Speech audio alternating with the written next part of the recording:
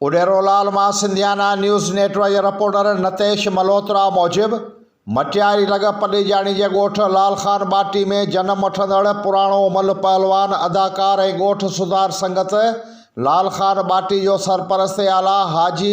रियाज़ खान बाटी कराची जी अस्पताल में वफ़ात करे वियो आहे, जंहिंखे सवे आलिन अखियुनि सां संदसि मड़ खे हाजी शाह कब्रिस्तान में मिटी माओ हवाले कयो वियो। यादि रहे त रियाज़ खान बाटी पाकिस्तान पीपल्स पार्टी जो सरगर्म अॻुवाण पिणु रहियो आहे ऐं शहीद बेनज़ीर जी गिरफ़्तारी ऐं नज़रबंदी महिल 1986 में हलायल तहरीक दौरान पलीजाणी में पिणु अहम किरदारु अदा कयो, जंहिंजे करे हाजी रियाज़ खान बाटीअ खे मखतूम अमीन फ़हीम जी कोटा मां शहीद मोहतरमा बेनज़ीर भुट्टो साहिबा हज ते मोकिलियो ऐं हज करायो।